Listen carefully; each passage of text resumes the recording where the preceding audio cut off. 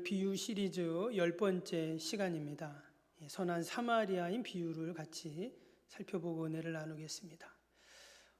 성경에 많은 비유가 나오는데요. 특별히 이 선한 사마리아인 비유는 우리가 가장 많이 인용이 되고 또 잘 아는 그런 비유입니다. 그래서 그런지 내용을 다 아니까 사실 좀 식상하죠. 어떤 내용이고 또 뭐를 얘기하는가 우리가 너무 많이 들었잖아요.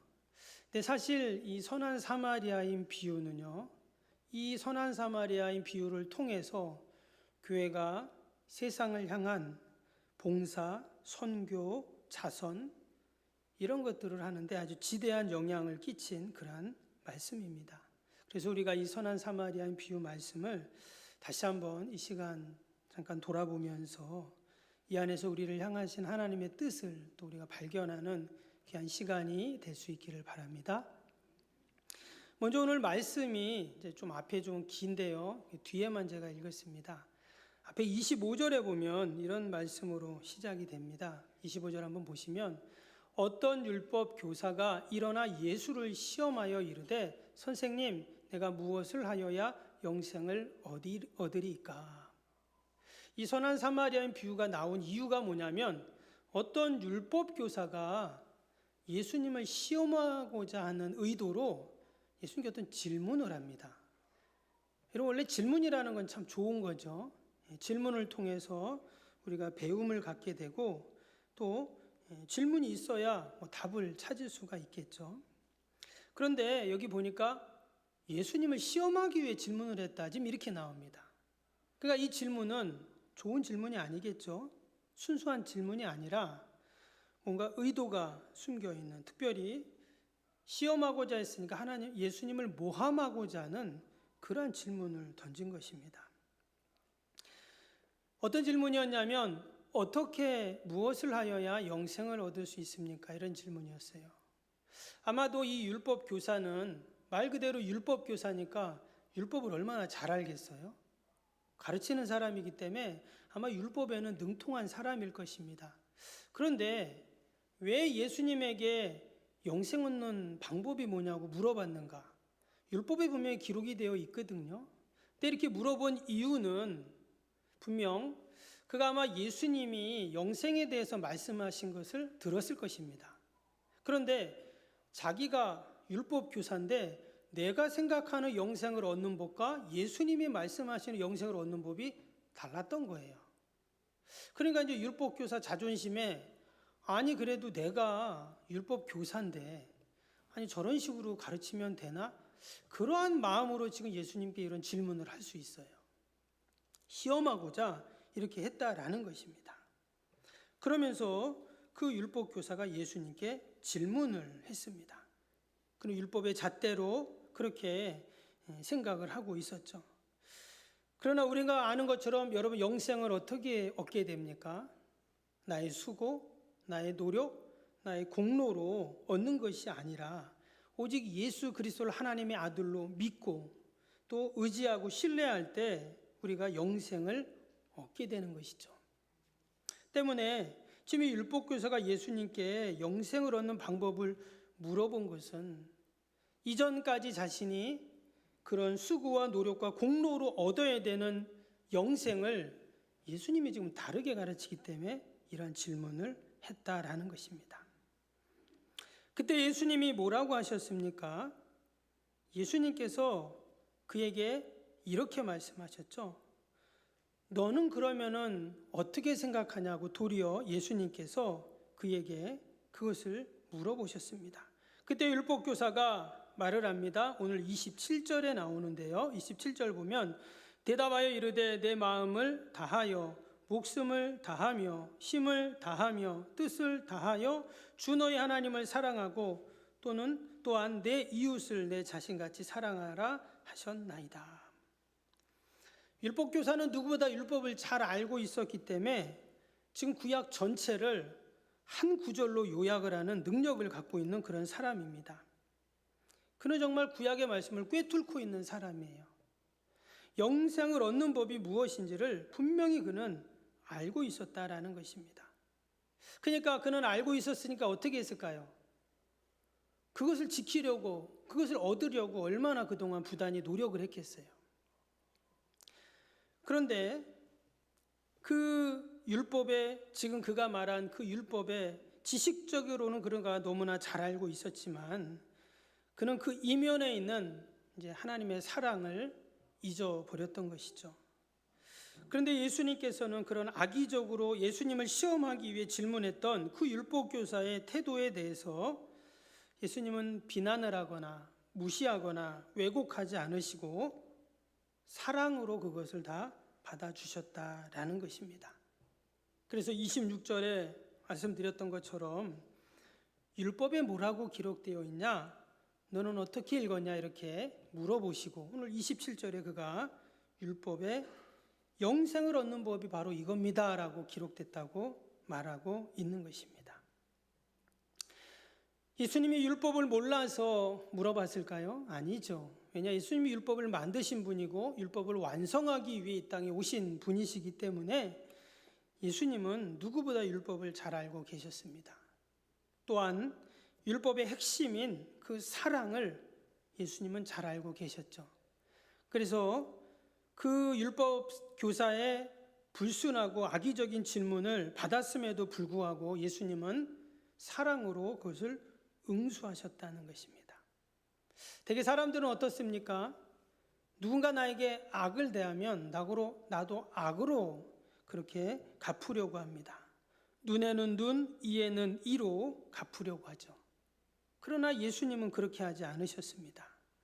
선한 사마리아인 비유를 통해서 진정한 사랑이 무엇인가를 보여주신 것이죠. 그러면서 28절에 그 율법 교사의 말을 듣고 예수님이 이렇게 말씀합니다. 내 대답이 옳다. 지금 예수님은 자신을 시험하려고 그렇게 모함하려고 질문한 그 율법 교사에 대해서 뭐라고 했냐면 네가 옳다 이렇게 말씀하세요. 그래, 네가 옳아. 이것은 비웃거나 비아냥거리는 그래 네가 옳아 네 마음대로 해 이게 아니라 네 말이 정말 옳다. 너는 정말 율법을 잘 알고 있구나. 구약을 전체를 꿰뚫고 있구나. 이렇게 칭찬을 하신 거예요. 여러분, 나에게 악으로 대하는 사람에게 우리가 칭찬할 수 있습니까? 속으로 그러죠. 저 인간이 왜 저러지? 이렇게 생각을 하는데 예수님은 그렇게 안 하시고 네가 옳다 이렇게 말씀하셨어요. 그리고는 뭐라고 합니까? 그렇게 행하라 이렇게 28절에 말씀을 하셨습니다. 그런데 이어지는 29절에 보니까 이 사람이 알겠습니다. 행하겠습니다. 그러면 되는데 또 질문을 하겠죠. 그 사람이 자기가 옳게 보이려고 예수께 여짜오되 그러면 내 이웃이 누구니까? 좀 전에 예수님께 칭찬을 받았잖아요. 그러니까 이 사람이 기분이 너무 좋은 거예요. 역시 나를 알아주는구나. 내가 어떤 사람인데. 그러면서 막 좀 어깨가 들썩들썩 했는데 그래서 또다시 자기를 옳게 보이려고 좀 자기가 멋있게 보이려고 또다시 질문을 하게 됩니다. 그 질문은 그러면 내가 가서 행해야 되는데 누가 내 이웃입니까? 이렇게 말을 하게 되죠. 근데 사실 이 그의 또 질문 속에는 그가 위선의 탈을 쓰고 있음을 그는 알 수가 있습니다. 그냥 예수님 말씀하신 것처럼 그렇게 행해라. 그러면 행하면 됩니다. 그런데 그는 또 다른 사람들에게 자신을 옳게 보이려고 애를 쓰고 있다라는 것이죠. 이런 상황 속에서는 그가 어떤 행위를 해도 그것은 결국 자기의 의만, 자기의 공로만 남기 때문입니다. 그때 예수님께서 이제 선한 사마리아인 비유를 말씀을 하신 것이죠. 오늘 이 비유는 단순히 이웃을 만나거든 그에게 착한 일을 하고 도움을 줘라 이런 얘기를 하기 위해서 이 선한 사마리아인 비유를 하신 것이 아닙니다. 윤리와 도덕을 가르치기 위한 비유도 아닙니다. 하나님의 나라, 그 천국 비밀을 가르쳐 주기 위해서 이 선한 사마리아인 비유를 말씀하신 것입니다. 첫 번째로 오늘 이 여리고로 가는 사람이 강도를 만났습니다. 그래서 큰 어려움을 당했는데 여러분이 강도 만난 이 사람이 과연 누구인가? 성경에는 나와 있지 않습니다. 왜? 초점이 선한 사마리아인에게 가 있기 때문에 그렇죠. 근데 강도 만난 이 사람이 누구냐면 바로 저와 여러분이라는 거예요. 내가 바로 강도 만난 사람입니다. 이 사람은 지금 여리고로 내려가다가 강도를 만나서 다 빼앗겼습니다. 앞에 말씀을 보면 옷까지 그 강도가 다 가져갔어요. 당시에는 이 옷감이 상당히 비쌌기 때문에 옷도 다 벗겨가는 거예요. 그러면 짐도 돈도 옷까지 다 빼앗기고 실컷 두들겨 맞은 이 강도 만난 사람이 어떨 수 있을까요? 몸도 상하고 마음도 상하고 절망 가운데 있는 것이죠. 근데 동일하게 이 시대 가운데 강도 만난 자들이 많다는 것입니다. 여러분, 하나님이 우리에게 주신 것이 얼마나 많습니까? 건강도 주시고 시간도 주시고 물질도 주시고 우리에게 이것저것 은사도 많이 주셨습니다. 근데 어둠의 세력들, 사단 마귀는 강도같이 호시탐탐 우리를 노리고 조그만 틈만 보이면 그것들을 다 가져가 버립니다.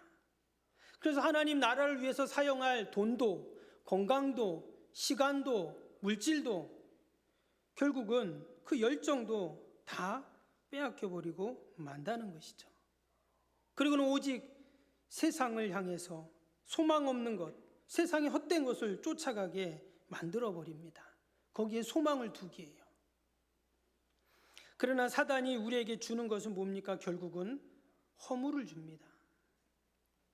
그렇게 내가 채우고 그렇게 내가 모으지만 여전히 만족이 없고 공허하게 우리를 만들어 버린 거죠. 여러분, 이 시대 가운데 이 어둠의 강도를 맞은 사람이 얼마나 많은지 모릅니다. 말씀드린 것처럼 저와 여러분도 예수님 만나기 전에는 다 강도 만난 자예요. 그러나 예수님께서 그 여리고의 인생길에서 강도 만난 우리들을 찾아오셔서 우리를 돌봐주시고 또 우리를 싸매어 주시고 이처럼 우리를 회복시켜 주셨는 줄로 믿습니다. 아멘. 두 번째는 지금 이 비유를 통해서 예수님께서 하나님의 사랑, 더 나아가서 모든 율법의 중심 가운데 긍휼히 여기는 마음이 있다는 것을 보여주십니다. 오늘 33절에 보면 그 선한 사마리아인이요, 그 강도 만난 사람을 보고 어떻게 했습니까?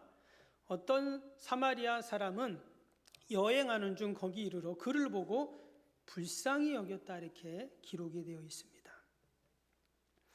말씀드린 것처럼 우리가 이 선한 사마리아인 비유를 너무나 잘 압니다. 어떤 사람이 여리고 가다 강도 만났고 큰 어려움을 당했어요. 그래서 첫 번째 누가 지나갑니까? 제사장이 지나가고, 두 번째 레위인이 지나가고, 세 번째 사마리아인이 지나가다가 그를 만나게 되는 것이죠. 지금 이 사람은 도움이 필요합니다. 강도에게 만나 매를 맞고 다 빼앗기고 옷까지 다 벗겨간 그런 상황인데 정말 도움이 필요한 그런 사람이죠.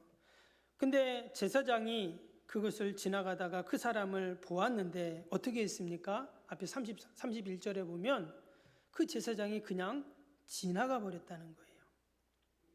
우리는 이 제사장의 모습을 보면서 야, 저 사람은 종교적 위선자구나, 피도 눈물도 없는 사람이네, 이렇게 우리는 생각을 합니다.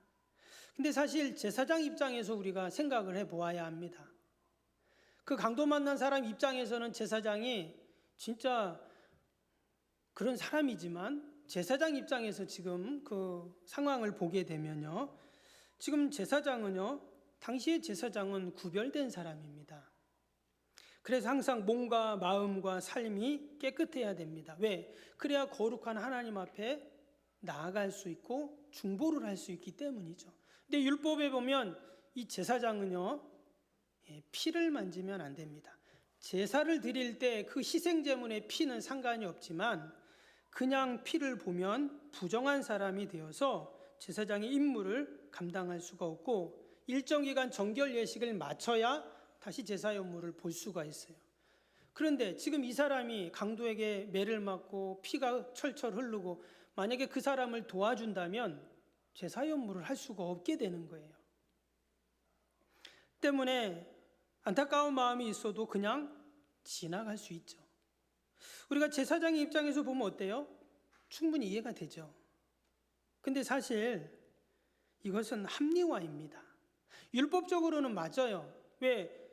자신도 제사장의 업무를 최선을 다하려니까 그랬다는 거예요.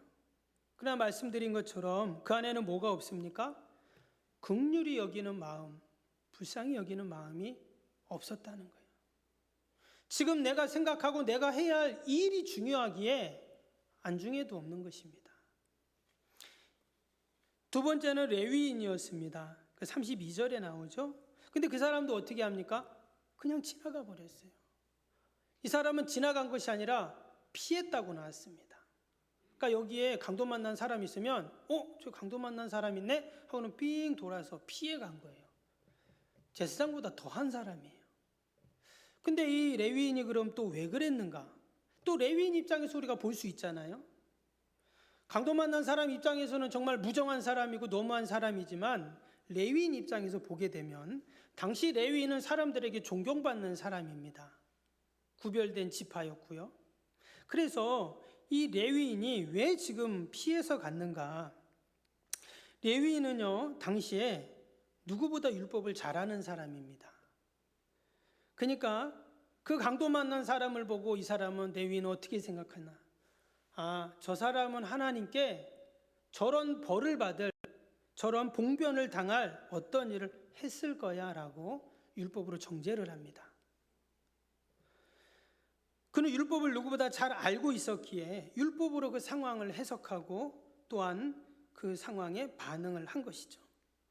그러나 말씀드린 것처럼 이 모습도 어떤 모습이에요? 합리화하는 겁니다. 왜냐? 거기에는 하나님의 사랑, 긍휼히 여기는 마음이 없기 때문이었어요. 마지막으로 그 사마리아인은 오늘 어떻게 했습니까? 33절에 보니까 불쌍히 여겼다 이렇게 나옵니다. 불쌍히 여겼어요. 근데 여러분, 불쌍히 여기면 참 저 사람 딱하다, 불쌍하다 우리가 이렇게 생각을 하잖아요. 근데 이어지는 말씀을 보면 이 사람은 불쌍히 여겼고 그 다음의 행동으로 이어졌다는 거예요. 그 말은 마음 깊숙한 곳에서 그 사람을 불쌍히 여기고 긍휼히 여겼다는 말이에요. 그냥 나와 비교해서 저 사람 참 불쌍하다 이게 아니라 이후로 그를 어떻게 합니까? 온 정성을 다해서 다 돌봐주게 됩니다. 도리어 그 사람을 데리고 주막으로 가서 그 주막 주인에게 내가 여행 갔다 돌아와서 일 보고 와서 내가 든 비용은 다 지불하겠다라고까지 이야기를 합니다. 근데 오늘 말씀에 보면 이 33절에 보면 이 사마리아인은 이 강도 만난 사람과 아무 상관이 없는 사람이에요. 왜냐? 33절 다시 보시면 어떤 사마리아인이다 이렇게 나왔어요. 그러면 어떤 사마리아인이라는 말이 뭡니까? 그냥 강도 만난 사람하고는 전혀 상관없는 일반 사마리아인인 것입니다. 이 사람이 그 강도 만난 사람에게 쏟았던 모든 물질과 정성과 사랑을 돌려받을 수 있는 보장이 하나도 없어요. 그리고 지금 여행 중입니다. 약을 발라주고 또 기름을 발라주고 자신이 다 써야 할 또 옷도 지금 다 빼앗긴 상태니까 자기 옷도 줬을 텐데 여행자에게 꼭 필요한 것들인데 지금 그 강도 만난 사람에게 아낌없이 다 주고 있어요. 그는 정말 그 강도 만난 사람을 불쌍히 긍휼히 여기고 있었다는 것을 이야기하고 있는 것입니다. 그러면 왜 예수님이 제사장, 레위인, 그 다음에 사마리아인을 예를 들었을까요? 사마리아는 유대인들에게는 안 좋은 감정이 있습니다. 역사적으로 그 사마리아는 같은 이스라엘 땅에 있지만 우리가 아는 것처럼 같은 민족으로 안 여겼습니다. 그 옛날 이방 민족들이 와서 정착해 산다라고 여겼기 때문에 같은 땅에 있지만 유대 민족이 아닌 거예요. 그래서 그 예루살렘 성전에 그들이 제사 드리러 올 때도 니네 오지 마. 그들을 거부합니다. 바벨론 포로 갔다 온 이후에도 성전 지을 때 니네 성전 짓는 거 참여하지 마. 이랬어요. 그러면은 사마리아 사람들 어때요? 그래, 알았어. 그래, 니들 마음대로 우리 하겠다. 그럼 서로 원수지간으로 살고 있었던 것입니다. 근데 예수님이 지금 그런 사람을 예로 들고 있어요. 도리어 더 사랑과 더 섬김과 헌신을 해야 될 제사장과 레위인은 그냥 지나가고, 아니 피해가 버리는데, 지금 이 사마리아인은 정말 예수님처럼, 하나님처럼 그러한 아낌없는 사랑을 다 쏟고 있다라는 것입니다. 우리가 처음으로 다시 돌아가 봅니다. 지금 예수님이 사마리아인 비유를 왜 하셨습니까? 그 율법 교사가 예수님을 시험하기 위해 질문했던 그때부터 이 비유를 말씀을 하셨습니다. 예수님은 여전히 우리에게 사랑을 말씀하십니다. 도리어 원수지간인 사마리아인, 그 유대인들의 원수인 그들이 도리어 헌신하고 사랑하는 모습을 보여주시면서, 상종도 하지 않는 그들이지만 그들이 이러한 헌신을 하는 것들을 일부러 말씀을 해 주시는 것이죠. 멸시와 조롱을 당하는 그들이었지만, 그 갈등에 깊은 골이 있었지만 여전히 우리 주님처럼 사랑으로 그 율법교사를 대하신 것처럼 사랑으로 응수하시고 사랑으로 품어주시는 그 모습을 소개하고 있는 것입니다. 여러분, 긍휼히 여기는 마음이 바로 하나님의 사랑인 줄로 믿습니다. 우리가 만나는 모든 자들, 여러분 우리가 어떻게 봐야 할까요? 긍휼히 여기는 마음으로 볼 수 있기를 바랍니다. 우리 집에 있는 남편, 아내, 우리 자녀들, 또 우리 부모님, 또 우리 옆에 있는 성도님들, 또 우리 이웃에 사는 우리 이웃들, 여러분 우리가 영생 얻는 법을 알고 있는데 율법으로 지식으로만 내가 계속 내 안에 쌓는 자가 아니라 그 주님의 사랑을 갖고 선한 사마리아인처럼, 예수님처럼 우리가 늘 긍휼히 여기는 마음으로 우리가 봐서 그 주님의 사랑을 이 땅에서 실천하는 저와 여러분이 될 수 있기를 바랍니다. 여러분, 제사장 레위인도 다 하나님을 믿는 사람들이었어요. 아니, 너무너무 잘 믿는 사람들이었습니다. 그러나 그들에게는 그 사랑과 긍휼히 여기는 마음이 하나도 없었습니다. 예수님은 제2의 제3의 긍휼히 여기는 마음을 가진 사마리아인이 되기를 원하십니다.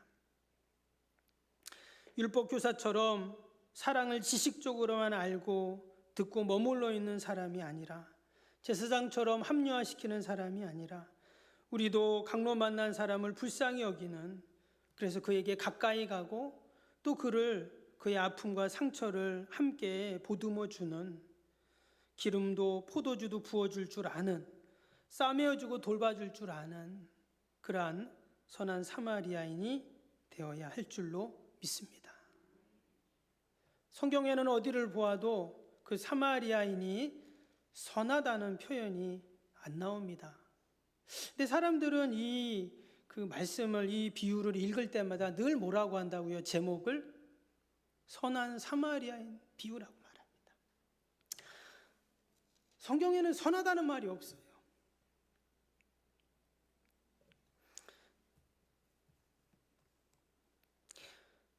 저와 여러분이 선한 성도가 될 수 있기를 바랍니다.